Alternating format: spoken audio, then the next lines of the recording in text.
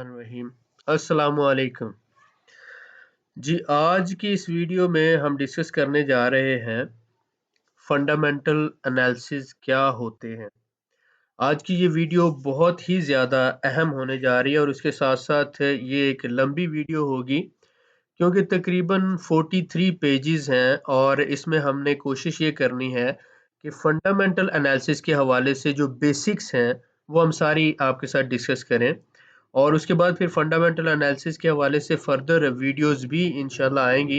लेकिन ये आप समझ लें कि फंडामेंटल एनालिसिस की ये वीडियो जो है एक समरी होने जा रही है। उसके बाद हम पोर्टफोलियो मैनेजमेंट के हवाले से भी बात करेंगे, रिस्क मैनेजमेंट के हवाले से भी बात होगी। लेकिन आज की इस वीडियो में हमने डिस्कस करना है कि फंडामेंटल एनालिसिस क्यों किए जाते हैं, किस तरह से किए जाते हैं और किस तरह हम बेहतरीन अंदाज से ओवर वैल्यू या अंडर वैल्यू शेयर्स को अलग अलग से एनालाइज कर सकते हैं। तो आज हम देखते हैं व्हाट इज फंडामेंटल एनालिसिस। ये वीडियो लंबी होने जा रही है, आप अपने पास नोट्स बना सकते हैं। अगर आपको कुछ बातें समझ नहीं आती तो आप ये वीडियो दोबारा देख सकते हैं। इस वीडियो को थोड़ा थोड़ा करके देख सकते हैं। अगर एक सीटिंग में नहीं देख सकते तो कोई मसला नहीं है, लेकिन मैं कोशिश ये करूँगा कि इस वीडियो में जितना भी बेहतर अंदाज से एक्सप्लेन कर सकूँ, जो मुझे आइडिया है, जो मुझे पता है, आप लोगों के साथ खुले दिल के साथ शेयर कर सकूँ, ताकि बहुत सी चीज़ें हमें इसी महीने में फाइनल करनी है और उसके बाद फिर हमने बाइंग करनी है। तो फंडामेंटल एनालिसिस, जैसा कि आपको पता है कि टेक्निकल एनालिसिस जो होते हैं वो हिस्टोरिकल डाटा को लेकर किए जाते हैं, जबकि फंडामेंटल एनालिसिस जो होते हैं इसमें हम जज करने की कोशिश करते हैं इंट्रिंसिक वैल्यू को। इंट्रिंसिक वैल्यू क्या है, आप सिंपली ये देख लें, fundamental analysis is the method of measuring security. Security से मुराद स्टॉक है, उसकी इंट्रिंसिक वैल्यू को हम चेक करते हैं bye examining related economic and financial factors. अच्छा, इसमें हम ये देखते हैं कि जो भी इसका ग्रोथ रेट है या फाइनेंशियल फैक्टर्स में कैश फ्लो को देखा जाता है, प्रॉफिट को देखा जाता है और बहुत सी चीज़ों को कंसिडर करते हुए, जिसमें हमने देखा कि मैक्रो इकोनॉमिक फैक्टर्स हैं और उसके अलावा स्टेट इकोनॉमी आ जाती है, इंडस्ट्री कंडीशंस आ जाती हैं और इसी तरह से फर्दर जो मैनेजमेंट के हवाले से है। तो इसको हम स्टेप बाय स्टेप आगे जैसे लेते जाएंगे। लेकिन आप ये समझें कि इंट्रिंसिक वैल्यू निकालना जो होता है यही बेसिक काम है फंडामेंटल एनालिसिस का। अब यहाँ पर जो सबसे और बेहतरीन बात ये है कि ये जो इंट्रिंसिक वैल्यू होती है ये एक एजुकेटेड गेस होता है, ये एक एस्टिमेटेड वैल्यू होती है और दुनिया का बड़े से बड़ा एनालिस्ट भी इसे 100% एक्यूरेट नहीं निकाल सकता, क्योंकि फ्यूचर का पता यानी मुस्तकबिल का पता अल्लाह ताला की ज़ात के सिवा किसी को नहीं होता। जो भी बंदा है, चाहे उसका 30 साल का एक्सपीरियंस है, चाहे 50 साल का एक्सपीरियंस है, चाहे 10 साल का एक्सपीरियंस है, अपने एक्सपीरियंस की बेस पर हिस्टोरिकल और फंडामेंटल एनालिसिस को यूज़ करते हुए वो इंट्रिंसिक वैल्यू निकालेगा। और ये जो इंट्रिंसिक वैल्यू या फेयर वैल्यू इसे कहा जाता है, ये वैल्यू जो होती है ये एक एस्टिमेटेड वैल्यू होती है, ये एग्जैक्ट वैल्यू नहीं होती। ये सिर्फ ये बताती है कि फ्यूचर में जो स्टॉक की वैल्यू है ये इतनी हो सकती है। आपका जितना ज़्यादा एक्सपीरियंस होगा, जितना ज़्यादा आपके पास नॉलेज होगा, जितनी आपने ज़्यादा मेहनत की होगी, उतना ही अच्छा आप ये वैल्यू निकाल सकेंगे। अब फ़र्ज़ करें कि आपने इंट्रिंसिक वैल्यू किसी भी स्टॉक की ₹20 निकाली, फ़र्ज़ कर लेते हैं। तो अगर उस स्टॉक की मार्केट वैल्यू ₹30 है, ₹30 है, तो इसका मतलब ये हुआ कि ये इस वक़्त ओवर वैल्यू है। लेकिन अगर उसी स्टॉक की वैल्यू इस वक़्त सपोज़ करें ₹10 यानी ₹10 है, तो इसका मतलब ये हुआ कि ये अंडर वैल्यू है। तो जब आप इंट्रिंसिक वैल्यू निकाल लेते हैं, तो उसके बाद जो मार्केट वैल्यू अगर उससे ऊपर हो तो वो ओवर वैल्यू कहलाएगा, अगर उससे नीचे हो तो वो शेयर अंडर वैल्यू कहलाएगा। तो सबसे पहला काम हमें जांचने के लिए कि शेयर अंडर वैल्यू है या ओवर वैल्यू है, हमें क्या करना पड़ेगा, उसकी इंट्रिंसिक वैल्यू निकालना पड़ेगी। ये भी एक एस्टिमेटेड वैल्यू है। अब हम बात करते हैं कि ये निकाली कैसे जाएगी। ठीक हो गया। अब इसमें हमने देखा कि the method of stock analysis is considered to be contrast, यानी कि उसका उलट है टेक्निकल एनालिसिस। उसमें हम टेक्निकल एनालिसिस में क्या करते हैं, हिस्टोरिकल डाटा जो होता है उसको एनालाइज किया जाता है प्राइस के हिसाब से कि प्राइस ऊपर नीचे कैसे जाती है और वॉल्यूम उसका कैसे जो है वो कम होता है या ज्यादा होता है। अब आप देखेंगे फंडामेंटल एनालिसिस क्या है, is a method of determining stock real और फेयर वैल्यू।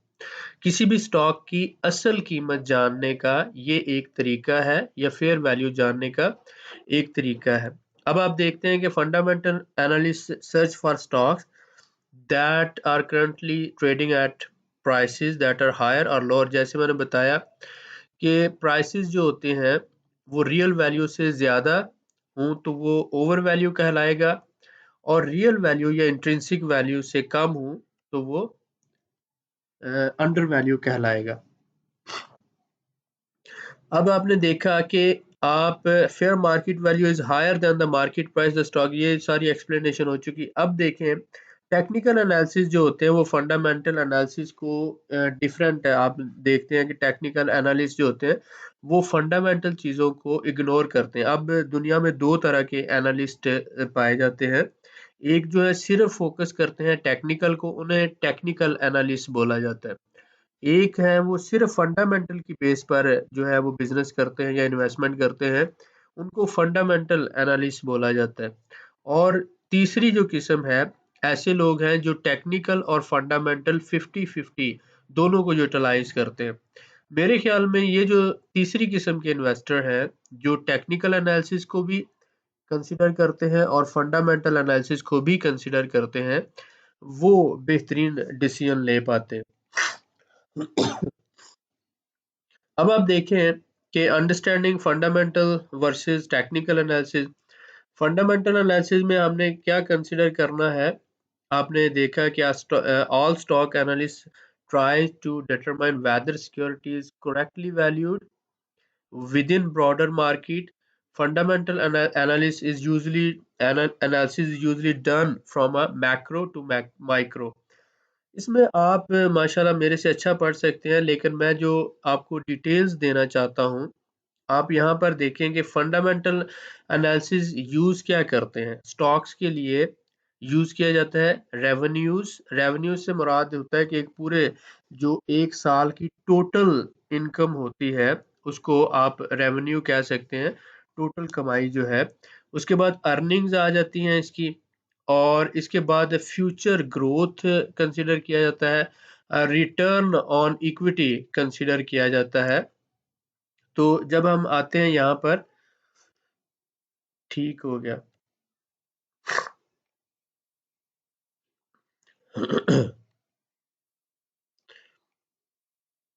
ठीक है। इसके बाद ये प्रॉफिट मार्जिन को कंसिडर करते हैं, ठीक है, और इसी तरह से जो फाइनेंशियल डाटा है हमारे पास इनको लेके चलते हैं। अब आप ये देखते हैं कि fundamental analysis is used most often for stocks, but it is useful for evaluating any security from bond to derivative, जो इसके फर्दर आ जाते हैं। देखें इन्वेस्टिंग एंड फंडामेंटल एनालिसिस, इनका आपस में रोल क्या होता है। जब भी कोई इन्वेस्टर अपनी रकम इन्वेस्ट करना चाहता है या अपना कैपिटल इन्वेस्ट करना चाहता है, तो सबसे पहला काम तो ये होता है कि वो किसी भी स्टॉक की इंट्रिंसिक वैल्यू जानना चाहता है। तो आपने ये देखा कि द वैल्यू, ये इंट्रिंसिक वैल्यू है क्या, आप ये कह सकते हैं this value is only an estimate. जो मैंने आपको बात बताई, this value is only an estimate, ये सिर्फ एक एस्टिमेट है, अंदाजा है, ये रियल वैल्यू नहीं होती। एनालिस्ट एजुकेटेड ओपिनियन, किसी भी तजियाकार की अपने तजुर्बे की बुनियाद पर या अपने इल्म की बुनियाद पर जो एक एजुकेटेड राय होगी, पढ़ी लिखी राय होगी, समझदारी वाली राय होगी, उसको हम कह सकते हैं ये इंट्रिंसिक वैल्यू। और दुनिया में जितने भी एनालिस्ट हैं, हर एक बंदे की राय या ओपिनियन या अंदाजा दूसरे से मुख्तलिफ हो सकता है। तो इसलिए आप ये कह सकते हैं कि हर बंदा जो भी वैल्यू निकालेगा, वो दूसरे बंदे की निकाली हुई वैल्यू से डिफरेंट होगी। आस-पास हो सकती है, लेकिन एग्ज़ैक्ट वही नहीं हो सकती। सपोज़ करें मैं निकालता हूँ, तो मैं 20 निकालूँगा, आप निकालें तो आप 18 निकाल सकते हैं, कोई तीसरा निकाले तो 21 है या 22, तो ये सिर्फ़ एक गेस होगा, ठीक है? इससे हमें अंदाज़ा होता है कि फ्यूचर में जो है, क्या इसकी वैल्यू हो सकती है। तो some analyst may refer to their estimated price, वो अपनी एस्टिमेटेड प्राइस को कंपनी की इंट्रिंसिक वैल्यू कहते हैं। अब ये जो इंट्रिंसिक वैल्यू है, रियल वैल्यू है, फेयर वैल्यू है, तीनों इसी के नाम है। इंट्रिंसिक वैल्यू भी कहा जाता है इसको, रियल वैल्यू भी कहा जाता है इसको, फेयर वैल्यू भी कहा जाता है। अब हम आगे आते हैं। अगर तो इस इंट्रिंसिक वैल्यू से महंगा हो स्टॉक, मैंने जैसे बताया कि फर्ज करें आपने निकाल लिया तो 20 है, तो अगर मार्केट प्राइस इस वक्त 30 रुपी है, तो इसका मतलब है ये ओवर वेट है, ठीक है, या ओवर वैल्यू कह लें। और इसी तरह अगर 10 है, हमने इंट्रिंसिक 20 निकाल लिया लेकिन उसकी वैल्यू 10 है या 15 है या 18 है, तो इसका मतलब है अंडर वेट है या अंडर वैल्यू है। तो ओवर वैल्यू या अंडर वैल्यू होने का मतलब या अंदाजा आपको तब ही मिलेगा जब आप पहले तकरीबन उसकी जो है रियल वैल्यू या इंट्रिंसिक वैल्यू निकाल लेंगे और फिर आप कंपेयर करेंगे मार्केट प्राइस के साथ। इंट्रिंसिक वैल्यू निकालने के बाद, फेयर वैल्यू निकालने के बाद आप फिर कंपेयर करेंगे मार्केट प्राइस से। तो उस कंपैरिजन के बाद आपको पता चलेगा कि ये ओवर वैल्यू है या अंडर वैल्यू है। ठीक हो गया? अब हम देखते हैं अब इसमें हमने जो दो तरह के एनालिसिस यूज करते हैं, क्वांटिटेटिव एंड क्वालिटेटिव। ये बात आपने गौर से समझनी है।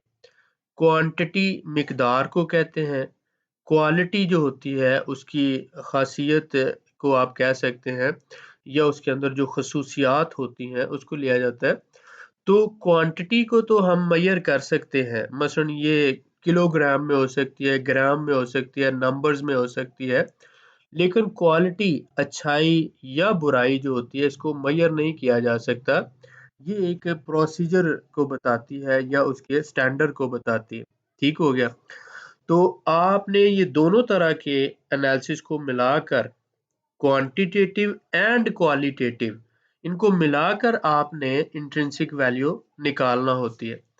अब आप देखें यहाँ पर इस बात को समझें यहाँ पर थोड़ा सा मैं obviously include numbers like revenue and profit. जहाँ पर आप नंबर्स की बात करेंगे तो वो क्वांटिटी आ जाएगा, लेकिन जो क्वालिटेटिव एनालिसिस होंगे उसमें नंबर्स नहीं होंगे, उसमें नेचर और स्टैंडर्ड की बात होगी। सो आप क्वांटिटेटिव जब ले रहे हैं, this is related to information that can be shown in numbers and amounts. जैसे मैंने आपको बताया कि किलोग्राम में, ग्राम में, 100, 200, 1000 नंबर्स या अमाउंट्स में आप शो करेंगे तो वो क्वांटिटेटिव एनालिसिस कहलाएगा। क्वालिटेटिव एनालिसिस क्या है? नेचर और स्टैंडर्ड जो उसका बता रहा हो कि अच्छा है या बुरा है, इस तरह से जो चीज़ें बात करेगा। जैसे कोई भी ब्रांड होता है तो इसको हम ले सकते हैं क्वालिटेटिव में।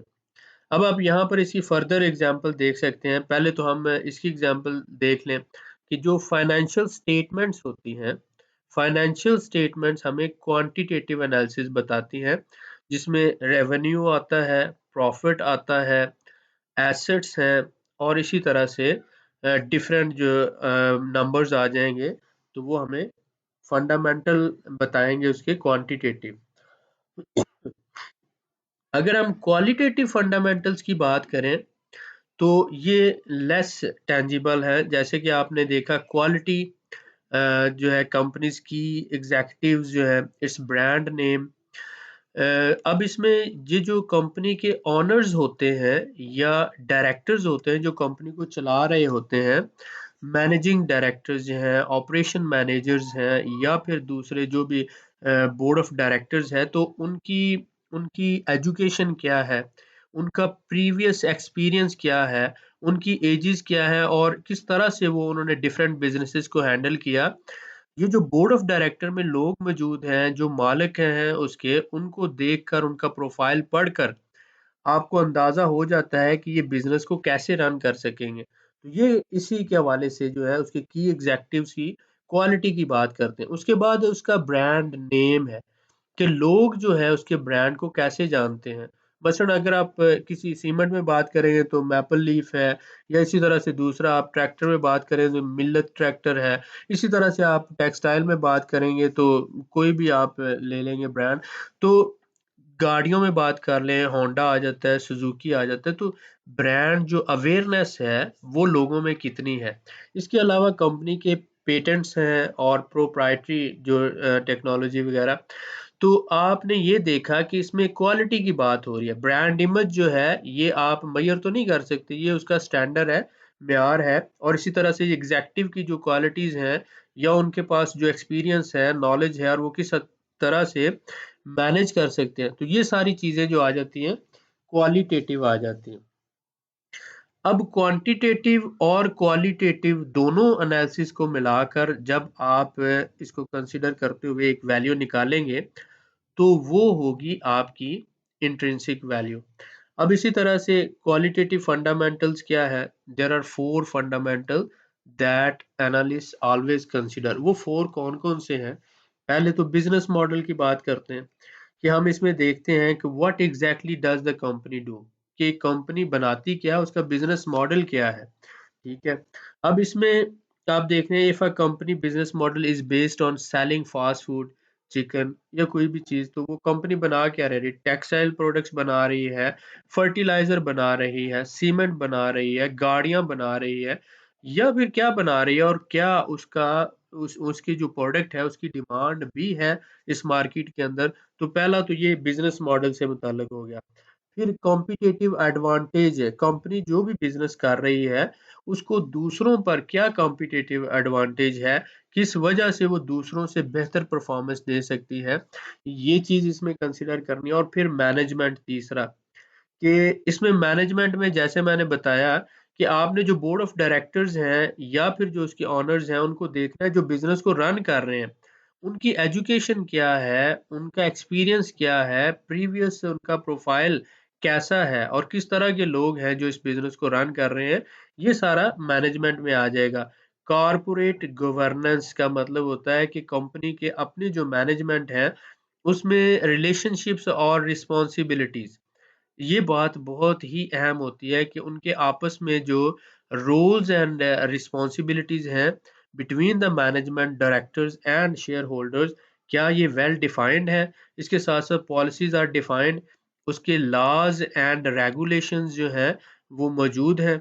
तो ये जो है ये सारा कॉर्पोरेट गवर्नेंस में आ जाता है। तो कंपनी जो एक प्रोफेशनल कंपनी होती है उसके अपने जो है rules and responsibilities well defined होते हैं और उसमें जो है वो किसी भी तरह का you want to do business with a company that is run ethically, fairly, यानी उसके रूल्स हैं, उसके लॉज हैं, रेगुलेशन है, एथिकली उसको रन किया जा रहा है, फेयर है, वहां पर कोई भी डिसीजन ट्रांसपेरेंटली है और इसी तरह से एफिशिएंटली।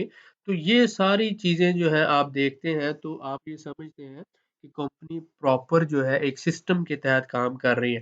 तो ये चारों चीजें आपने नोट करनी है। सबसे पहला बिजनेस मॉडल क्या है इसका, दूसरा आपने कॉम्पिटिटिव एडवांटेज क्या है, तीसरा उसकी मैनेजमेंट कैसी है, चौथा आपने देखना है कि उस कंपनी के रूल्स, लॉज एंड रेगुलेशंस कैसे हैं, rules and responsibilities well defined है या नहीं है। अब इसके बाद आ जाते हैं, ऊपर हमने बात की क्वालिटेटिव एनालिसिस की, अब हम बात करेंगे क्वांटिटेटिव एनालिसिस की। तो ये जब हम बात करते हैं फाइनेंशियल स्टेटमेंट्स, तो फाइनेंशियल स्टेटमेंट में तो सारी क्वांटिटी की बात होगी ना, जैसे प्रॉफिट्स हैं, इनकम है और इसके साथ साथ आपने देखा यहाँ पर कि ये जो बात करती है financial statements are the medium by which a company discloses information, किसके बारे में, फाइनेंशियल परफॉर्मेंस के बारे में। इसमें सारी चीजें आ जाएंगी। 3 इंपॉर्टेंट फाइनेंशियल स्टेटमेंट होती हैं, आपको पता है। इनकम स्टेटमेंट होती है, बैलेंस शीट होती है और कैश फ्लो स्टेटमेंट। ये 3 हिस्से होते हैं टोटल फाइनेंशियल स्टेटमेंट के। बैलेंस शीट के बारे में आपने पढ़ा कि balance sheet represents a record of company assets, liabilities and equity. तो सबसे पहले आपने ये देखना है कि कंपनी के एसेट्स जो है उसके बारे में हमें इंफॉर्मेशन देती है।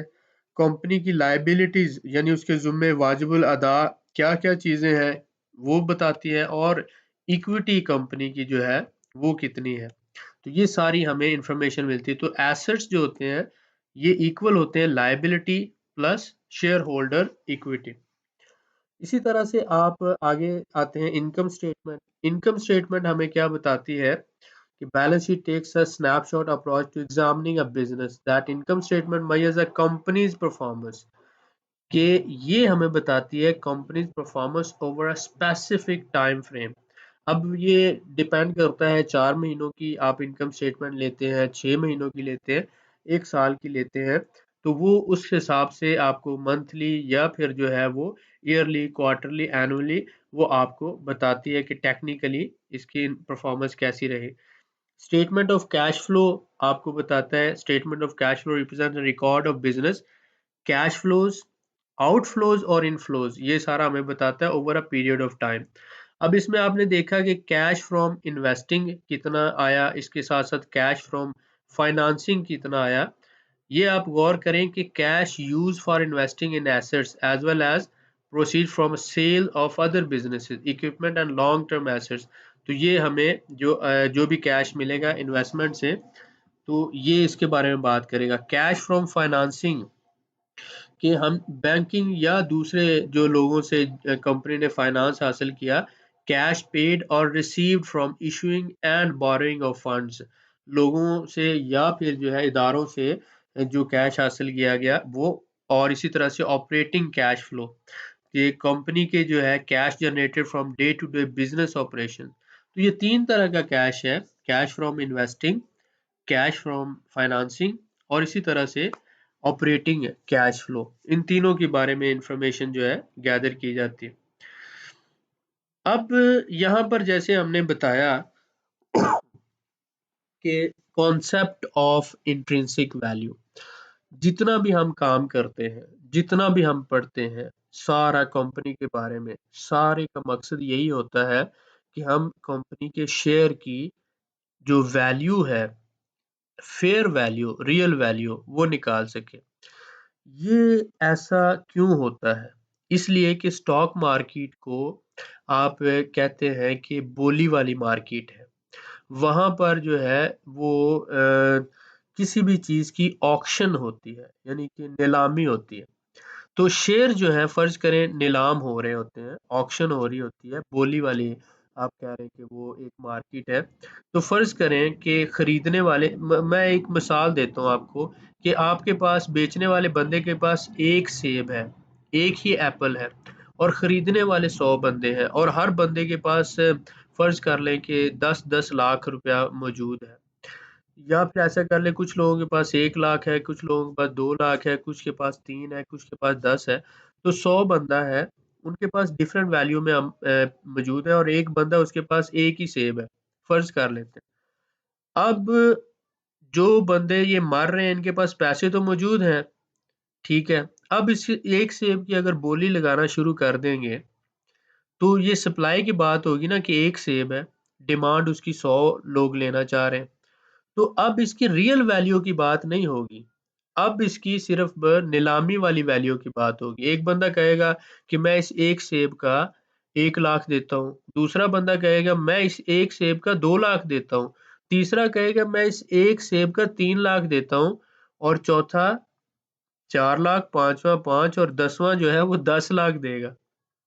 क्योंकि उसे पता है कि ये जो लाखों रुपए हैं ये मेरे लिए यूजलेस है, मुझे अगर ये सेब ना मिला तो मैं मर जाऊंगा। तो अब अगर वो एक सेब 10 लाख रुपए का बिका है तो इसकी वजह क्या थी? इसकी वजह यही थी कि डिमांड ज़्यादा थी, सप्लाई कम थी। तो स्टॉक मार्केट में जो सारा खेल होता है, वो डिमांड और सप्लाई का होता है। अब कभी डिमांड बढ़ जाती है किसी चीज़ की, कभी कम हो जाती है। आपका काम क्या होता है एज़ ए इन्वेस्टर? इन्वेस्टर और स्नाइपर, इन दोनों में फ़र्क नहीं होता। स्नाइपर जो होता है वो अपने टारगेट के लिए 2 घंटे, 4 घंटे, 24 घंटे बैठकर वेट करता है और अपने टारगेट को उसने हिट करना होता है। तो स्नाइपर के 24 घंटे जो है आपके इन्वेस्टर के 1 साल के बराबर है। तो उसके 24 घंटों को आप अपने 1 साल के बराबर कंसीडर कर लो। आपने बिल्कुल किसी भी कंपनी के एनालिसिस करने हैं और उनके बाद फंडामेंटल एनालिसिस के बाद आपने उसकी एक फेयर वैल्यू निकाल के रख लेनी है अपने पास। लिख लेना है कि जब कंपनी इस प्राइस के आस-पास आएगी, जब भी 2 महीनों बाद, 3 महीनों बाद, 6 महीनों बाद, तो तब आप उस कंपनी के शेयर खरीदेंगे। तो कंपनी के शेयर्स की प्राइसेस जो होती हैं वो साइकिल्स में मूव करती हैं, जिसे हम सीज़नल साइकिल्स बोलते हैं। तो वेव की शक्ल में जाती हैं प्राइसेस ऊपर-नीचे। तो हो सकता है कि नेक्स्ट 4 महीनों के बाद जो वैल्यू आपने निकाली है वहाँ पर आ जाए कंपनी की प्राइस, तो आप वो शेयर खरीद लें। सारा का सारा खेल जो है स्टॉक मार्केट में वो सब्र से होता है। सब्र से, तहम्मुल से, बर्दाश्त से। अगर आप में सब्र और तहम्मुल नहीं है और आप बर्दाश्त नहीं कर सकते, सब्र नहीं कर सकते, आप स्टॉक मार्केट में कामयाब नहीं हो सकते। ये बात आप समझ लें, लिख लें, जो मर्ज़ी आप करते रहें, स्टॉक मार्केट जो है आपको कहीं न कहीं पर मात दे जाएगी अगर आप साबिर नहीं हैं, सब्र करने वाले नहीं हैं। सब्र के साथ-साथ आपके पास नॉलेज होना चाहिए, एक्सपीरियंस होना चाहिए, अंडरस्टैंडिंग होनी चाहिए और आप बेहतरीन स्ट्रैटेजी और प्लान के साथ आप काम करें। तो ये सारी चीज़ों का मिक्सचर बनाकर जब आप चलेंगे, तब आप कामयाब होंगे। क्यों लोग रोते हैं स्टॉक मार्केट में? क्योंकि वो पहला तो सब्र नहीं करते, दूसरा उनके पास इल्म नहीं होता, तीसरा उनके पास एक्सपीरियंस नहीं होता, चौथा उनके पास कोई स्ट्रैटेजी नहीं होती, कोई प्लान नहीं होता। तो आपके पास ये सारी चीज़ें होनी चाहिए। हम बात करते हैं कॉन्सेप्ट की, तो ये जो इंट्रिंसिक वैल्यू का कॉन्सेप्ट है, one of primary assumptions of fundamental analysis is that current price from stock market often does not fully reflect the value of companies supported by the publicly available data। Overall वो ये कहना चाहता है कि ये जो share price होती है, ये उसको करंट प्राइस कंपनी की स्टॉक प्राइस को शो नहीं कर रही होती, ठीक है? तो आप ये कह लें कि करंट प्राइस सपोज़ करें कि जैसे यहाँ पर हम बात करते हैं कि company stock was trading $20 after extensive research on the company, an analyst determined that it ought to be worth 24। एक एनालिस्ट कहता है कि कंपनी जो है 24 में सेल होनी चाहिए, ठीक है? वो इंट्रिंसिक वैल्यू निकालता है, तो इस वक़्त अगर वो 20 पे सेल हो रही है, तो इसका मतलब अंडर वैल्यू है। अगर वो 26 पे सेल होगी, तो इसका मतलब है ओवर वैल्यू है, ठीक है? तो इसी तरह से जो भी आप इंट्रिंसिक वैल्यू निकालते हैं, वो आपको बताती है कि कंपनी ओवर वैल्यू है या अंडर वैल्यू है और ये हर बंदे की डिफरेंट हो सकती है सोच। This lead to a third major assumption of fundamental analysis: in the long run the stock market will reflect the fundamental। यहाँ पर ये जो बात उसने की है ना, ये बात इन द लॉन्ग रन। अब इन द लॉन्ग रन को हो सकता है आप तो इसको ऐसी एक फ़िक्रा पढ़ के चले जाएँ, लेकिन असल में इन द लॉन्ग रन से मुराद है 1 साल, 2 साल, 3 साल। वो ये कहना चाहता है कि 1 साल या 2 साल के अंदर या 3 साल के अंदर आफ्टर ऑल कंपनी जो है, वो अपने फंडामेंटल की तरफ आएगी। इसका मतलब ये है कि अगर मसलन आपने अभी रिसेंटली देखा टीआरजी के शेयर बहुत ऊपर चले गए, फिर वो नीचे गिर रहे हैं। तो इसी तरह से बहुत सी कम्युनिकेशन कंपनीज़ या टेक्सटाइल कंपनीज़ जो बहुत ऊपर चली गई, फिर अब नीचे आ रही हैं। मेडिसिन कंपनीज़ जो थी, बहुत ऊपर चली गई, फिर वो नीचे आ रही हैं। ये जो मोनोपोलीज़ होती हैं या टाइमली जो है कुछ उनको ऑर्डर्स मिल जाते हैं जिस वज़ह से वो शेयर प्राइसेस बहुत बढ़ जाती हैं। तो आफ्टर ऑल उनको अपनी इंट्रिंसिक वैल्यू की तरफ आना ही होगा। तो अगर आप एनालिसिस करके एक फेयर वैल्यू निकालने में कामयाब हो जाते हैं, आप समझते हैं कि इस वैल्यू के आसपास मुझे शेयर मिलेगा, तो ही आप खरीदेंगे, तब आप कामयाब हैं।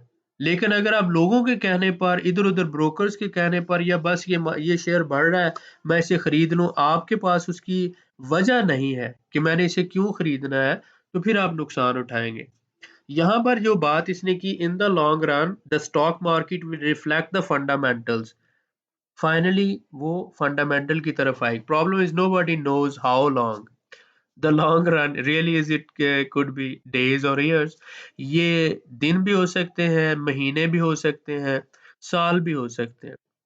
लेकिन आप ये समझ लें कि ऑलमोस्ट पाकिस्तान में हर 2 से 3 महीनों के बाद मार्केट छोटे-छोटे साइकिल मुकम्मल कर रही होती है, और 6 महीने से 6 से 7 महीनों में एक बड़ा साइकिल। तो साल में 2 बड़े साइकिल कर रही है, और हर 2 महीनों में छोटे साइकिल कर रही है। तो आप इस हिसाब से अगर मार्केट को ऑब्ज़र्व करें, तो आपको स्विंग ट्रेड अगर करनी है, छोटी-छोटी करनी है, तो वो 2 से 3 महीनों के लिए कर सकते हैं।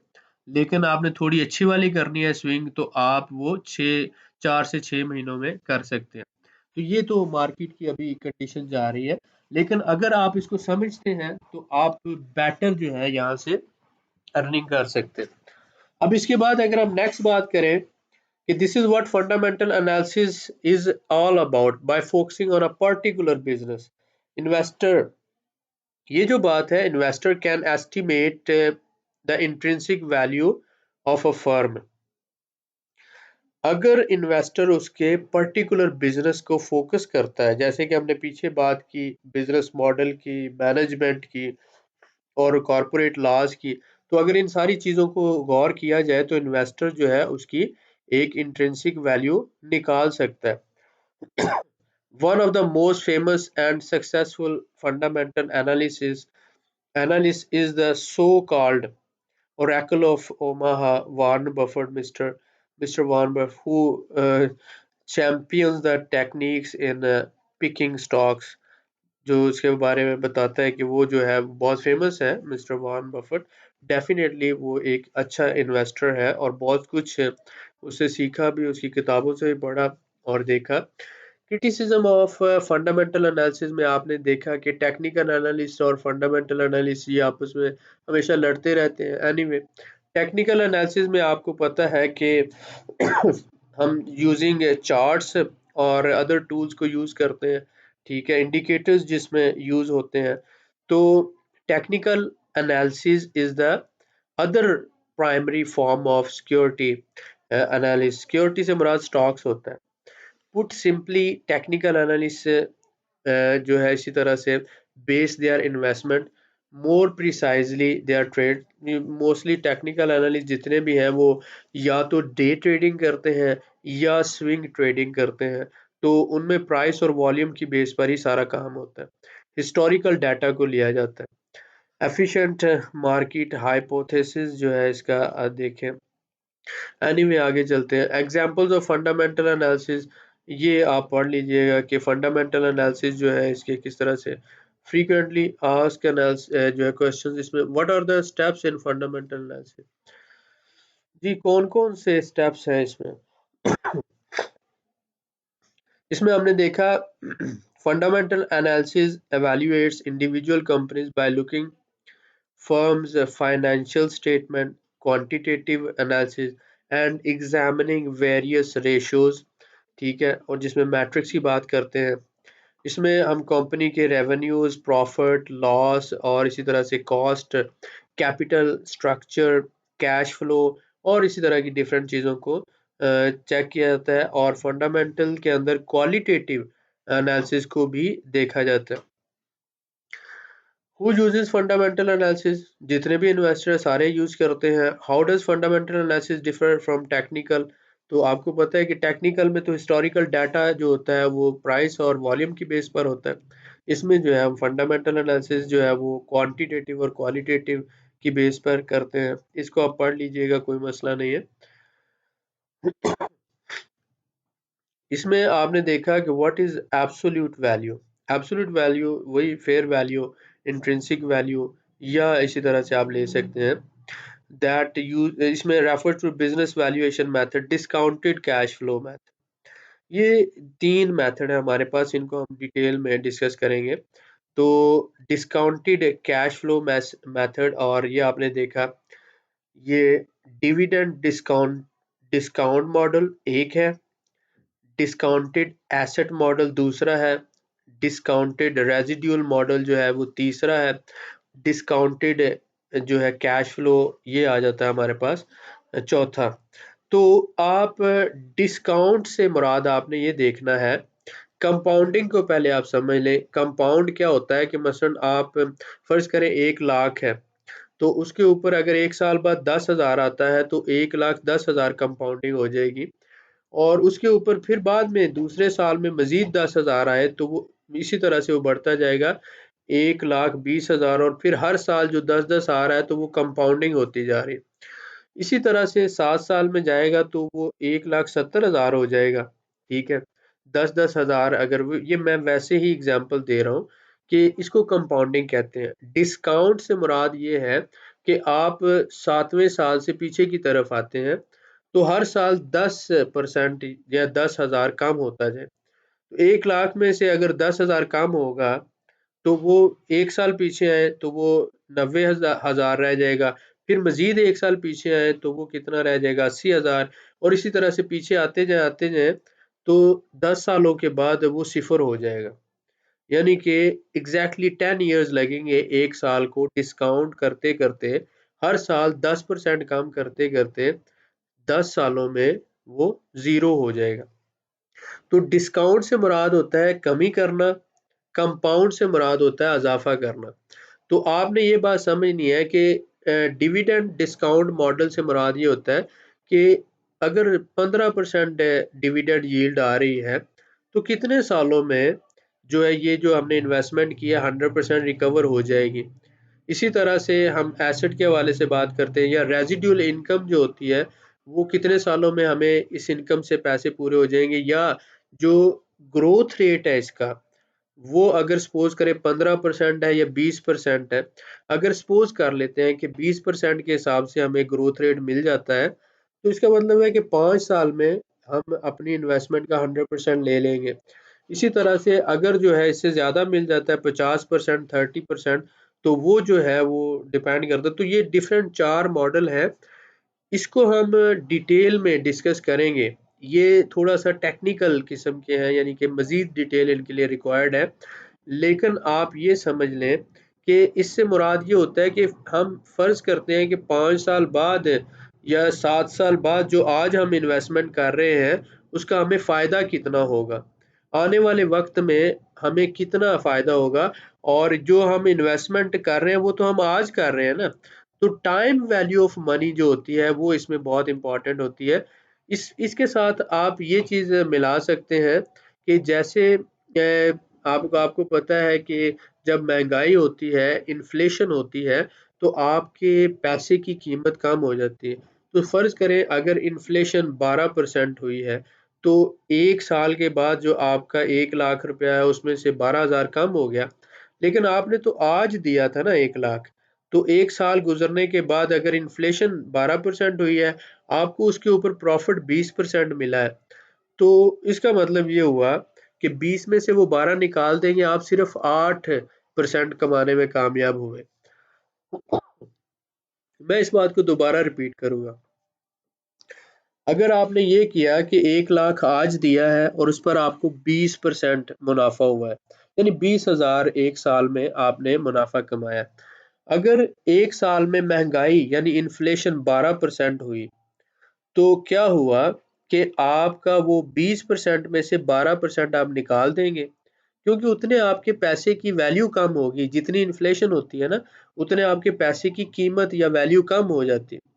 तो वो आपका जो मुनाफा था 20%, उसमें से 12% आपने निकाल दिया, बाकी आपको सिर्फ 8% बचा।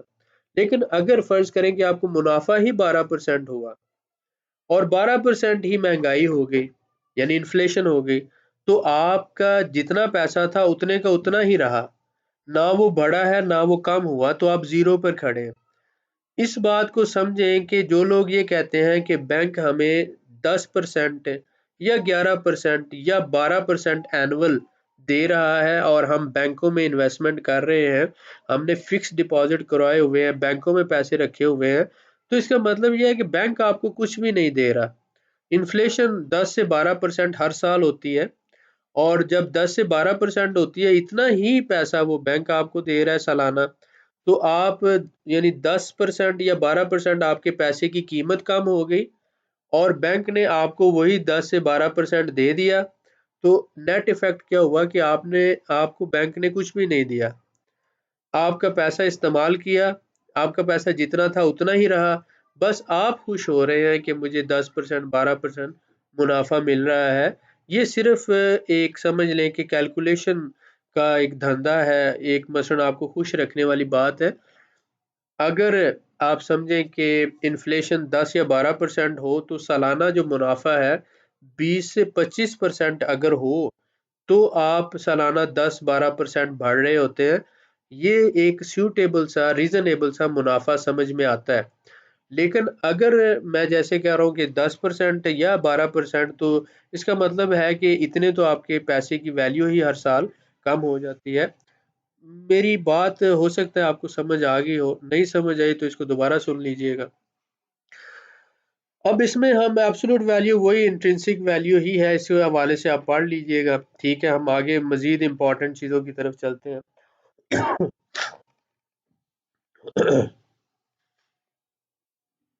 रिलेटिव वैल्यूएशन मॉडल और एब्सोल्यूट वैल्यूएशन मॉडल, इसको आप पढ़ेंगे। Relative valuation uses multiples, averages, ratios, benchmarks और firm to determine firm's value. इसी तरह से बेंचमार्क में be selected by finding an industry wide average. जैसे हम बात करते हैं कि एक सेक्टर के अंदर जो है वो कितनी एवरेज आ रही है, that average is then used to determine relative value. Relative value से मुराद है कंपैरेटिव वैल्यू।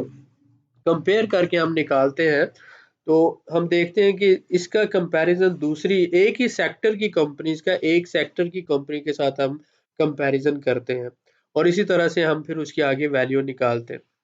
इसमें company's market capitalisation which is aggregate market value और ऑफ ऑल आउटस्टैंडिंग शेयर्स।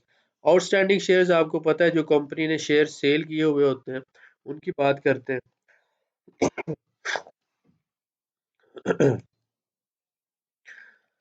यहाँ पर ये चारों की हम बात पहले कर चुके हैं कि what is intrinsic value of stock और इसको हम कैसे निकालेंगे। ये मैंने आपको बताया कि ये वही उसी चीज़ का रेपिटेशन है, इसको हम दोबारा डिस्कस नहीं करेंगे। लेकिन ये जो थोड़ा सा की फैक्टर है, इसको अगर हम ले लेते हैं, तो हो सकता है आपको इसकी मज़ीद अच्छी समझ आ जाए। Intrinsic value refers to some fundamental objective value contained in an object, asset, financial contract और इसी तरह से। तो ये जो चीज़ें हैं, इसमें आप वैल्यूज रेफर टू, इसमें हम एसेट्स की बात करते हैं, फाइनेंशियल कॉन्ट्रैक्ट की बात करते हैं, और if the market price is below that value it may be good to buy. अब जैसे मैंने बताया कि इंट्रिंसिक वैल्यू जो है ये एक एस्टिमेटेड वैल्यू है, और अगर मार्केट प्राइस जो है उससे कम होगी तो हमें खरीद लेना चाहिए शेयर। अगर मार्केट प्राइस इससे ज़्यादा होगी तो हमें नहीं खरीदना चाहिए। ये उसी बात को दोबारा रिपीट करता है। डिविडेंड डिस्काउंट मॉडल क्या है, इसका मैंने आपको बताया कि जितना भी when figuring out a stock intrinsic value cash is king. Many models calculate fundamental value of security, यानी stocks a factor to variable। इसमें टाइम वैल्यू ऑफ मनी, ये जो है टीवीएम जो है, टाइम वैल्यू ऑफ मनी जो है, इस बात को मद्देनजर रखते हुए हम फ्यूचर में हमें कितना फायदा होगा उसको कैलकुलेट करते हैं। क्योंकि पैसे तो हम आज दे रहे हैं, और आज जो पैसे दे रहे हैं उन पर हमें पता है कि एक तो जैसे मैंने बताया कि इन्फ्लेशन इफ़ेक्ट करती है, और पैसे की इस बात को आपने समझना है कि पैसे की 1 साल, 2 साल, 3 साल, 4 साल, 5 साल, पैसा एक ऐसी चीज़ है जिसकी वैल्यू हमेशा कम होती रहती है। इस वक़्त भी कम हो रही है, अगले दिन भी, और हर महीने, हर साल पैसे की वैल्यू कम ही होनी है। ठीक हो गया? इस बात को आपने समझना है। तो टाइम वैल्यू ऑफ मनी, इससे मुराद आपने निकालनी कि आपको कितना इन्फ्लेशन का आपने इस फैक्टर को जहन में रखना है और उस हिसाब से आपने निकालना है कि आपको डिविडेंड कितना मिल रहा है और आपको प्रॉफिट कितना मिल रहा है, और फिर उसकी कैलकुलेशन करके आपने पहले कंपाउंडिंग कर ले उसकी, बाद में उसको डिस्काउंटिंग कर ले। कंपाउंडिंग के बाद, कंपाउंडिंग का मतलब है जमा करना, डिस्काउंटिंग का मतलब आप माइनस करना कर ले। तो इस तरह से आप जो है ना इसकी एक वैल्यू निकाल कर अंदाज़ा कर सकते हैं। आपको ये थोड़ा मुश्किल लगेगा, लेकिन ये आहिस्ता-आहिस्ता समझ आएगा, आप इस पे ज़्यादा फ़ोकस ना करें। इसमें मैं आपको जो मेन चीज़ समझाना चाहता हूँ, वो ये समझ लें कि इंट्रिंसिक वैल्यू जो होगी, फेयर वैल्यू जो होगी, वो हम कैसे निकाल सकते हैं। उसमें हमने 4-5 चीज़ें जो है पहले डिस्कस की हैं और इसी तरह से हम आगे बढ़ते जाते हैं। अब इंट्रिंसिक वैल्यू और करंट मार्केट वैल्यू, इन दोनों में फ़र्क क्या होता है? There is a significant difference, बहुत ज़्यादा फ़र्क है between intrinsic value and market value. अब फ़र्ज़ कर लेते हैं कि मार्केट वैल्यू इस वक्त 50 रुपए है, फ़र्ज़ कर लेते हैं, और इंट्रिंसिक वैल्यू इस वक्त 30 रुपीज़ है, ठीक है? तो ये जो शेयर है ये ओवर वैल्यू हुआ या अंडर वैल्यू हुआ? ये शेयर ओवर वैल्यू है। अब दूसरा शेयर है, उसकी मार्केट प्राइस जो है 20 है, 20 रुपए, लेकिन इंट्रिंसिक वैल्यू इसी तरह से 30 है, तो ये शेयर अंडर वैल्यू हो गया। तो मार्केट और इंट्रिंसिक वैल्यू का आपस में फर्क हमें बताता है कि शेयर ओवर वैल्यू है या अंडर वैल्यू है। तो इसमें हमने देखा कि intrinsic value is an estimate of actual true value of company regardless of market. Intrinsic value असल कीमत होती है, तकरीबन उसका एस्टीमेट होता है जो कंपनी की असल वैल्यू है, उसकी मार्केट वैल्यू को ये फोकस नहीं करता, क्योंकि मार्केट वैल्यू जो होती है वो बनती है सप्लाई और डिमांड पर। क्योंकि मार्केट वैल्यू जो बनती है वो बनती है सप्लाई और डिमांड पर। और मैंने आपको बताया कि स्टॉक मार्केट जो है ये एक बोली वाली जगह है, जहां पर जब इन्वेस्टर ज्यादा हो जाएगा तो शेयर की कीमतें बढ़ना शुरू हो जाती हैं, जब इन्वेस्टर कम हो जाता है तो शेयर की कीमतें कम होना शुरू हो जाती हैं। शेयर उतने ही होते हैं, मसलन शेयर 1 लाख है, अब अगर खरीदने वाला 2 लाख हो जाएगा तो शेयर की कीमत बढ़ना शुरू हो जाएगी। अगर खरीदने वाला 50,000 हो जाएगा तो शेयर की कीमतें जो है वो कम होना शुरू हो जाएंगी। तो इंटरनेशनल इन्वेस्टर जब आएगा, लोकल इन्वेस्टर जब आएगा स्टॉक मार्केट में, तो शेयर की जब इन्वेस्टर ज्यादा होंगे, डिमांड ज्यादा होगी, शेयर की वैल्यू बढ़ेगी। तो ये बोली वाली मार्केट है और यहाँ पर ऑक्शन होती है। जो ऑक्शन की प्राइस है वो मार्केट वैल्यू या मार्केट प्राइस कहलाती है। लेकिन जो असल कीमत होती है शेयर की, वो उसकी कंपनी के क्वांटिटेटिव और क्वालिटेटिव एनालिसिस से हमें पता चलती है कि असल में ये शेयर कितने का है। और आप इन्वेस्टर हैं, आपने मार्केट वैल्यू की बेस पर इन्वेस्टमेंट नहीं करनी, आपने पहले असल value, real value, intrinsic value निकालनी है, एस्टिमेटेड करना है और उसके बाद आपने खरीदारी करनी है। यही आपका मेन काम है। अब इसमें आपने देखा कि market value is the current value of company as reflected company stock price, therefore market value may be significantly higher और लोअर। ठीक है, ये ऊपर या नीचे हो सकती है और ये डिपेंड करता है उस हिसाब से। इंट्रिंसिक वैल्यू और market value are two distinct ways to value a company. ये दो मुख्तलिफ रास्ते हैं। इसी तरह से market value is simply measure of how much market values the company. ये बताती है कि मार्केट इस कंपनी को कितनी, यानी इन्वेस्टर, इस मार्केट से मुराद इन्वेस्टर है कि कितनी अहमियत देता है, उसकी डिमांड कितनी है। मार्केट वैल्यू अगर ज्यादा है तो इसका मतलब उसकी डिमांड ज्यादा है। जबकि intrinsic value is an estimate of actual value of company, जो असल कीमत है कंपनी की, इंट्रिंसिक वैल्यू वही बताती है। ठीक हो गया, separate from how the market value. तो आप कितने अच्छे इन्वेस्टर हैं, ये चीज बताएगी कि आप उसकी इंट्रिंसिक वैल्यू कैसे निकालते हैं, कितनी निकालते हैं, और फिर आप उसको किस तरह से आगे सब्र के साथ, हौसले के साथ उस पर बाइंग करते हैं। अब इसमें आपने देखा कि intrinsic value is a core metric used by value investor to analyze a company. ये सबसे अहम मैट्रिक है, कोर मैट्रिक, यानी कि सबसे अहम जो आप कह सकते हैं। So the idea is that best to invest in companies that have a higher true value, ठीक है, than one being used to buy market. Intrinsic value is a type of fundamental analysis. इसी तरह से tangible और intangible, ये दोनों तरह के आप करते हैं। व्हेन जो है आप इसमें आगे, तो ये सारी चीजें हमने डिस्कस की। अब मार्केट वैल्यू कंपनीज ये निकालती है, इसको भी आप पढ़ लेंगे, ठीक है।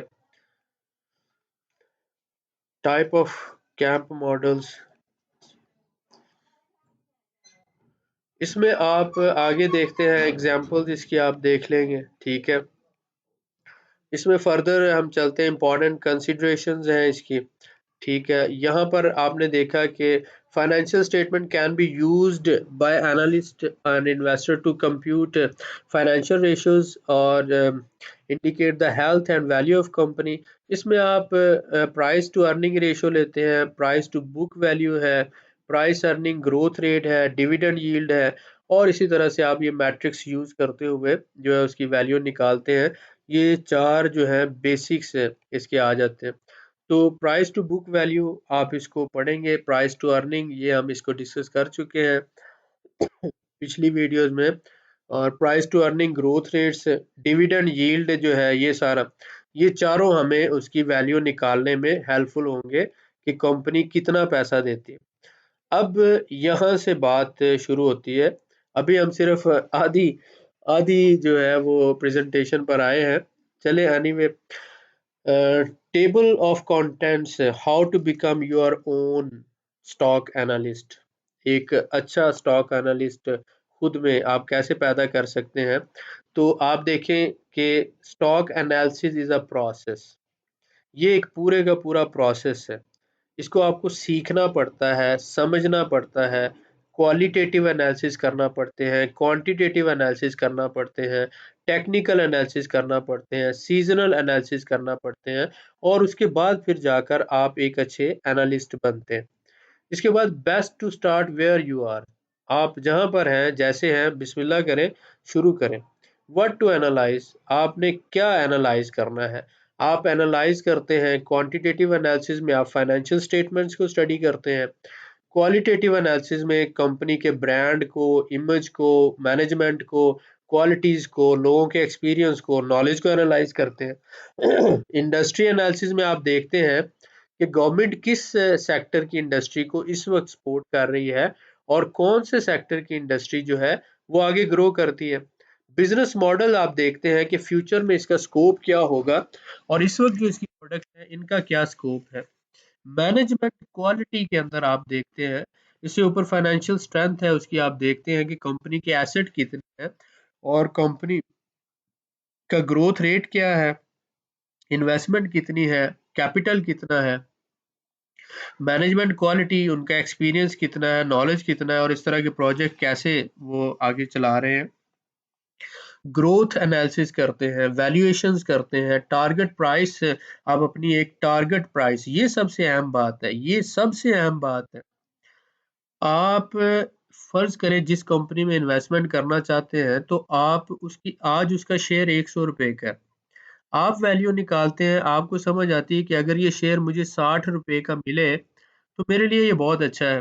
तो आप उस कंपनी का नाम लिखकर अपनी डायरी में उसके सामने टारगेट प्राइस लिखकर उसके सामने 60 रुपीज लिखकर रख लेते हैं। फिर आप दूसरी कंपनी, फिर तीसरी कंपनी, फिर चौथी कंपनी, इस तरह से आपने 25-30 कंपनीज जो है उनको आपने पहले से ही उनकी टारगेट प्राइस सेट करके रख दी है, आपने एनालिसिस करके रख दिए। जब भी मार्केट डाउन आएगी, बहुत से लोग उसको मार्केट क्रैश कहते हैं, जो इन्वेस्टर है उसको वो मार्केट रिट्रेसमेंट कहते हैं, या जो है आप इसको कह लें कि मार्केट स्विंग करती है, स्विंग डाउन, या आप वो एक करेक्शन भी हो सकती है। तो वो क्रैश नहीं कहलाती, वो मार्केट करेक्शन होता है, इसको प्राइस करेक्शन भी कहते हैं। तो जब भी मार्केट वापस आएगी अपने फंडामेंटल की तरफ, तो तब आप सपोज करें आपने टारगेट सेट किया 60। अब आप, एक तो एग्जैक्ट प्राइस होती है ना 60, लेकिन एक होता है उसका जोन। जोन क्या होता है, इसको हम बाइंग जोन कहते हैं। अब एग्जैक्ट प्राइस आपकी 60 है, लेकिन आप जोन बनाते हैं कि अगर प्राइस 50 से 70 के दरमियान में आ गई, यानी ये ज़रूरी नहीं है कि आपने जो 100% है अब वो 100% 60 पर ही आएगी। आपने एक ज़ोन बनाना है जिसको हम बाय ज़ोन कहते हैं। उससे मुराद ये होगा कि 60 आपकी टारगेट प्राइस है, तो 10 ऊपर और 10 नीचे आप ले लें, 50 से 70 के दरमियान में ये जो ज़ोन है, ये एरिया है, इसको आप बाय ज़ोन कहते हैं। तो आप टारगेट प्राइस लिखें 60 और उसके सामने लिखें बाय ज़ोन।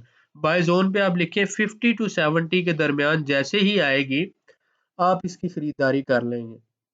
क्योंकि ये बिल्कुल 60 पे नहीं आएगी, हो सकता है 61 तक आए, 62 तक आए या 65 तक आए और उसके बाद दोबारा रीबाउंस कर जाए। लेकिन वो 100 से 65 तक तो आई है ना, तो आप इसी चक्कर में बैठे रहें कि जब ये 60 पर आएगी तो मैं खरीदूँगा, ये गलत है। आपने टारगेट प्राइस सेट करनी है 60 और उसके बाद बाय ज़ोन बनाना है। ज़ोन जो होता है वो थोड़ा-सा बड़ा बनाया जाता है। 50 से 70 अगर मैं एग्ज़ाम्पल दे रहा हूँ ऊपर और नीचे वाली वैल्यूज़ को लेकर आप कोई भी तो ज़ोन थोड़ा बड़ा बनाना है, टारगेट प्राइस सेट करनी है। ये बात आपने नोट कर लेनी है। इसके बाद हम आगे चलते हैं देयरफॉर ये सारी चीज़ें आपने इसमें देखनी है। अब सबसे पहले कि stock analysis is a process इसको आपने पढ़ा कि व्हेनेवर ये एक पूरा प्रोसेस है फॉर ग्रोथ और value the first step is thinking like an analyst आपको पता है सबसे पहला काम तो सोचने से शुरू होगा। उसके बाद फिर आप आगे बढ़ते जाएँगे इसमें they do this by analysing financial statements हैं, उसमें आप सारी जो इन्फॉर्मेशन उसके कंपनी सप्लायर हैं, कस्टमर्स हैं, कॉम्पिटिटर्स हैं, उनके बारे में ये सारी चीज़ें पढ़ेंगे और इसी तरह से आप आगे मूव करते जाते हैं। रिटेल इन्वेस्टर हैं, उसी तरह इंस्टीट्यूशनल इन्वेस्टर्स होते हैं और so on. Best to start where you are आप इसको देखेंगे लुकिंग ओवर एनालिस्ट रिपोर्ट्स तो आप इसको अखबार में देखते हैं, बाकी चीज़ों में पढ़ते हैं और आप शुरू कर दें जहाँ से भी गूगल पे सर्च करना शुरू कर दें। स्टॉक मार्केट की जो साइट है वहाँ से चलना शुरू कर दें। व्हाट टू एनालाइज़ ये जो है बड़ी मज़े की बात है। To arrive at your own reliable conclusion अपना ही एक काबिल एतमाद फैसला लेने के लिए अबाउट अ स्टॉक या share you need to understand the various steps involved in stock analysis. आपको ज़रूरत है कि स्टॉक एनालिसिस में जो डिफरेंट स्टेप्स हैं उनको आप समझें। अब some analysts follow top-down strategy, starting an industry and then locating a winning company। इसी तरह से इंडस्ट्री से वो आते हैं यानी इंडस्ट्रियल सेक्टर से वो लेते हैं और फिर ऑनवर्ड वो एक कंपनी को फाइनलाइज करते हैं। While other follow a bottom-up approach, starting with a particular company and then learning about outlook of the industry। अब दोनों तरह से हो सकते हैं, लेकिन हम तो दोनों को टॉप डाउन भी लेंगे और इसी तरह से बॉटम अप भी, कोई ऐसा मसला नहीं है। तो सेक्टर और उसमें आगे कंपनीज़ आ जाएँ, कंपनी या उसका सेक्टर ले लें, बात तो एक ही है। इंडस्ट्री एनालिसिस क्या है? There are publicly available sources of information for almost any industry. जो भी इंडस्ट्री स्टॉक मार्केट में लिस्टेड है उसके बारे में जितनी भी इंफॉर्मेशन है वो आपको स्टॉक मार्केट की ही वेबसाइट पर मिल जाएगी या उस कंपनी की अपनी वेबसाइट पर मिल जाएगी।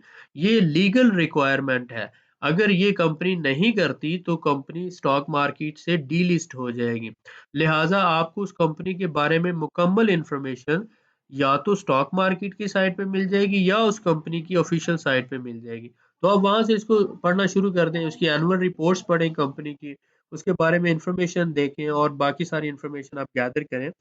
कंपनी का बिज़नेस मॉडल स्टडी करें, फाइनेंशियल स्ट्रेंथ जैसे कि आपने देखा उसकी सारी हमने देखनी है, बैलेंस शीट देखनी है, इनकम स्टेटमेंट देखनी है, कैश फ्लो स्टेटमेंट, ये सब कुछ इसमें हमने देखना है। मैनेजमेंट क्वालिटी तो इसके बारे में कि आप देखें management quality is also a critical factor. आपको पता होना चाहिए कि कौन से लोग इस कंपनी को चला रहे हैं, उनका एक्सपीरियंस और नॉलेज क्या है।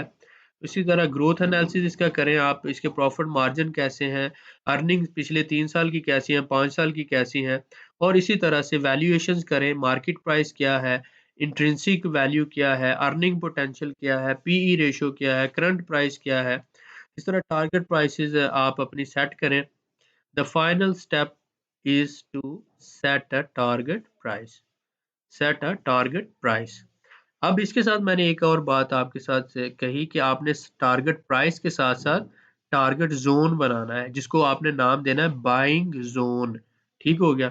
और फिर आपने जैसे ही मार्केट नीचे आएगी, आपके जोन में आए, आप उसकी खरीदारी करेंगे। बॉटम लाइन की तरफ चलते हैं। इसके बाद ये जो अहम बात है, आपने देखनी है ड्यू डिलिजेंस इन 10 इजी स्टेप्स। 10 मुख्तलिफ स्टेप्स में हमने अपनी इन्वेस्टिगेशन, ड्यू डिलिजेंस से मुराद है, ड्यू डिलिजेंस इज एन क्या है, investigation of a potential investment.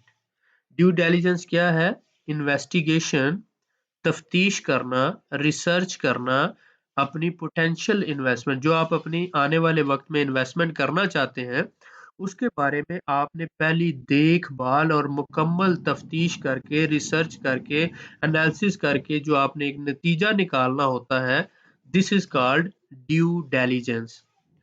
ठीक हो गया। अब आप इसमें देखें कि ये जो इसके कंपोनेंट्स हैं कि कंपनी कैपिटलाइजेशन क्या है, कंपनी कितनी बड़ी है, कंपनी के रेवेन्यूज और मार्जिन ट्रेंड कैसे हैं, और इसके बाद कंपनी के कॉम्पिटिटर्स कौन से हैं, इंडस्ट्री कौन सी है, वैल्यूएशन मल्टीप्लायर्स क्या है, मैनेजमेंट एंड ओनरशिप किन लोगों के पास है, बैलेंस शीट उसकी कैसी है, स्टॉक प्राइस हिस्ट्री कैसी है जो हम टेक्निकल एनालिसिस में चेक करते हैं, स्टॉक ऑप्शंस और डिल्यूशन कैसा हुआ, और आने वाले वक्त में एक्सपेक्टेशंस कैसी हैं, कौन कौन से रिस्क इन्वॉल्व है। तो ये 10 की 10 चीजें लाजमी आपने करना होती है। Company capitalisation, revenue, competitors, valuation, management, balance sheet, stock price, stock option, expectations and risk. इन सारी चीजों को आप जब जज करते हैं, उसको रिसर्च करते हैं, तो उसके बाद फिर जब आप अपनी तसल्ली कर लेते हैं, तो फिर आपने इन्वेस्टमेंट करना। अब आप गौर करें, due diligence is an investigation of a potential investment और product to confirm all facts and to ensure the purchase will meet buyer's need. इस चीज को यकीनी बनाती है कि आपकी आपकी जो जरूरत है आपकी जो एक्सपेक्टेशन है, उस पर ये पूरा उतरेगी। You should consider a variety of factors performing due diligence on stock, including company capitalization, कि कितनी बड़ी कंपनी है, मार्केट कैपिटलाइजेशन क्या है, टोटल कितना है, कितने बिलियंस में है। जैसे मैं कहता होता हूँ आपको कि मिलियंस वाली कंपनी अभी आपने नहीं लेनी, अभी आप ऐसी कंपनी सिलेक्ट करें जिसकी मार्केट कैपिटलाइजेशन 1 अरब रुपए यानी 1 बिलियन रुपए से ज्यादा हो, उसके रेवेन्यूज देखने हैं, वैल्यूएशन देखनी है, कॉम्पिटिटर्स उसके कौन से हैं, मैनेजमेंट कैसी है, और कौन कौन से रिस्क इन्वॉल्व है, ये सारी चीजें आपने चेक करनी है। यहाँ पर ये आप माशाल्लाह पढ़ लेंगे, मुझसे अच्छा ही आप पढ़ लेंगे। मैंने आपको बताया कि मेगा कैप जो बिलियंस में है, और इसी तरह से छोटी कंपनीज जो होती हैं उसकी हम बात करेंगे जो मिलियंस में आ जाती है। तो आपने माइक्रो की तरफ नहीं जाना, मैक्रो की तरफ जाएं, क्योंकि आप अभी शुरू कर रहे हैं, तो इसलिए बहुत सी चीज़ें जो हैं वो आपको वक्त के साथ समझ आ जाएंगी। फाइनेंशियल आपने देखनी है रेशियोज, यहाँ पे price to sale ratio, price to earning ratios, और इसी तरह से फर्दर रेशियोज जो हम 6-7 डिस्कस कर चुके हैं, प्रॉफिट मार्जिन हैं, फाइनेंशियल स्टेटमेंट्स हैं, कंपिटिटर्स हैं, बिजनेस मॉडल्स हैं, एज क्या है कंपनी को, ये सारी चीजें, वैल्यूएशन मल्टीप्लाइज जो है, ये आप सारा इसको देखेंगे। मैनेजमेंट एंड ओनरशिप, ये चीज आप लाजमी देखते हैं कि जो कंपनीज मैनेजमेंट और ओनरशिप है ये कैसी है, और उसके बाद आपने ये भी देखना है कि कंपनी ने जो शेयर्स हैं उसकी मैनेजमेंट के पास कितने शेयर हैं, जिसे हम फ्री फ्लोट कहते हैं, और उसका जो है amount of float held by the institution, किसी भी इंस्टीट्यूशन ने उसके कितने शेयर खरीदे हुए हैं, और उसके साथ साथ वो जो कंसिडर हाई पर्सनल ओनरशिप, ये बात जो है, जितनी जब मैं फ्री फ्लोट की बात करता हूँ, आपको कहता हूँ कि आपने देखना है कि personal ownership by top manager as a plus, वो जो उसके मैनेजर्स हैं, डायरेक्टर्स हैं, ओनर्स हैं, उनके पास पर्सनल ओनरशिप कितनी है। तो अगर हाई पर्सनल ओनरशिप है तो इसका मतलब है कि उनका ट्रस्ट जो है अपनी कंपनी पर ज्यादा है। ठीक है। Share holders tend to be best served when the people running the company have a stake in the performance of stock, कि जब जो लोग कंपनी चला रहे हैं, अगर उनके ज़्यादा शेयर्स होंगे, तो इसका मतलब है कि उन्हें उस पर ज़्यादा एतमाद है और वो परफ़ॉर्मेंस डायरेक्टली जो उनकी परफ़ॉर्मेंस है, उनके शेयर्स की परफ़ॉर्मेंस को भी इफ़ेक्ट कर रही होती है। तो इसलिए डेफ़िनिटली वो अच्छी परफ़ॉर्म करेंगे। बैलेंस शीट जो है इसका आप देखते हैं। इसके बाद स्टॉक प्राइस हिस्ट्री पिछले 5 साल की, 3 साल की, ये सारी चीज़ें आप चेक करते हैं और स्टॉक ऑप्शन और डिल्यूशन वगैरह ये आप देखते हैं। एक्सपेक्टेशन जो है आप देखें कि due diligence step is sort catch all. Extra digging में आप ये देख लेते हैं कि कोई हो सकता है कि इसकी जॉइंट वेंचर हो जाए, इंटेलेक्चुअल प्रॉपर्टीज़ है, कोई नई प्रोडक्ट लॉन्च करना चाहती है, कोई नई सर्विसेज देना चाहती है, तो ये सारी चीज़ें भी आप कंसिडर करते हैं। रिस्क में setting this vital piece aside of the end, ये सबसे अहम है कि जब भी आप इन्वेस्टमेंट कर रहे हो, तो सबसे पहले आपने ये देखना है कि इसमें रिस्क कौन-सा है, क्योंकि रिस्क तो हमेशा मौजूद है। जो मर्ज़ी हो जाए, रिस्क तो हमेशा है। लेकिन इस रिस्क को जो हम ले रहे हैं, हमने देखना है कि कैलकुलेटेड रिस्क लेना है, मिनिमम रिस्क लेना है और मैक्सिमम हम इसीलिए रिस्क टू रिवार्ड रेशियोज़ हमने रखी हुई, जिसमें हम कहते हैं 1 टू 2 यानी रिस्क अगर 10 है तो रिवार्ड 20 अगर होगा तो हम उसमें शामिल होंगे, उस शेयर को खरीदेंगे। तो हम अपनी रिस्क टू रिवार्ड रेशियो की बेस पर प्रायोरिटी सेट करते हैं। वो उसकी हम ऑलरेडी प्रैक्टिस कर चुके हैं। इन सारी चीज़ों को आपने देखना है और बहुत से जो रिस्क इन्वॉल्व हो सकते हैं, आप इसको पढ़ेंगे और देखेंगे। बॉटम लाइन इसकी आगे 36 पर अभी पहुँचे हैं। Determining the value of preferred stock, ये आप देख लें कि features of preferred shares, valuation models, growing dividends, consideration. Preferred share क्या होते हैं? आप सिंपली ये कह लें कि ये have the qualities of stocks and bonds. इसमें ये एक ऐसे शेयर है जिसमें स्टॉक्स और बॉन्ड दोनों की क्वालिटीज़ होती हैं, which makes their valuation a little different. इसमें डिफरेंस क्या होता है कि technically they are equity securities, but they share many characteristics with debt instruments since they pay consistent dividends and have no voting rights. इसमें सबसे जो अहम बात होती है, preferred shareholder also have priority. यही जो priority है over a company's income, meaning they are paid dividend before common shareholders and have priority in event of bankruptcy. इसमें as a result preferred share must be, जब भी कोई bankruptcy होगी तो सबसे पहले जो है डिविडेंड भी इनको सबसे पहले दिए जाते हैं। बैंकरप्सी अगर कंपनी की हो जाती है तो सबसे पहले पेमेंट जो है प्रीफर्ड शेयर होल्डर्स को होंगी। तो यही इसकी यूनिक फीचर है। इसी की वजह से ही इनको प्रीफर्ड शेयर कहा जाता है। This means that event of bankruptcy the preferred share holder get paid before common share holder. यही सबसे बड़ा इनका फ़र्क है। वैल्यूएशन मॉडल है, ग्रोइंग डिविडेंड्स है। इसके बाद हम बात करते हैं व्हाट इज़ क्वालिटेटिव एनालिसिस। तो हम ऑलरेडी इसको डिस्कस कर चुके हैं। Qualitative analysis uses subjective judgement, जिसमें हम देखते हैं क्वालिटी के बारे में और prospect based on the non quantifiable such as management expertise कैसी है, इंडस्ट्री साइकिल्स कैसे हैं, स्ट्रेंथ ऑफ रिसर्च कैसी है, डेवलपमेंट कैसी है, लेबर रिलेशंस कैसे हैं और ब्रांड इमेज कैसा है। ये सारे क्वालिटेटिव एनालिसिस में आ जाते हैं। पब्लिक इमेज कैसा है कंपनी का, इन सारी चीज़ों को। तो क्वांटिटेटिव और क्वालिटेटिव को जब मिलाकर आप चलते हैं, तो ये आपका एक पूरा जो है वो फंडामेंटल एनालिसिस ये मुकम्मल होता है। Company culture and qualitative analysis, ये सारी चीज़ें gathering data for qualitative analysis, इसको आप पढ़ेंगे और इसमें फर्दर इंटेलेक्चुअल प्रॉपर्टी राइट्स और ये सारी चीज़ें आ जाती हैं। रियल वर्ड ये भी आप पढ़ लीजिएगा और उम्मीद है कि आज के इस लेक्चर में आपको कुछ ना कुछ फंडामेंटल के बारे में जानने का मौका मिला।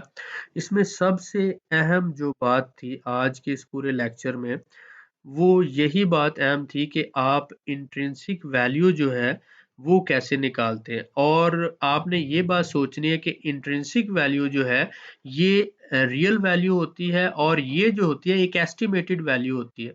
दुनिया का बड़े के बड़ा जो बड़े से बड़ा एनालिस्ट है वो भी 100% एक्यूरेट फ्यूचर को एस्टिमेट नहीं कर सकता।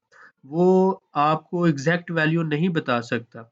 फ्यूचर में कंपनी कैसे करेगी, क्या परफॉर्मेंस होगी, सेल्स अप जाएँगे, नीचे जाएँगे, प्राइसेज़ अप होंगी, डाउन होंगी, लेकिन एक एस्टिमेटेड वैल्यू निकाली जा सकती है, जो उसके प्रीवियस एक्सपीरियंस और जो नॉलेज को मद्देनज़र रखते हुए वो निकालता है। तो जितना ज़्यादा कोई एक्सपर्ट होगा, जितना ज़्यादा किसी ने अच्छा सीखा हुआ होगा, उतना ही बेहतर अंदाज़ से वो इंट्रिंसिक वैल्यू निकाल सकता है। इंट्रिंसिक वैल्यू जो होती है ये क्वालिटेटिव और क्वांटिटेटिव दोनों को मिलाकर निकाली जाती है।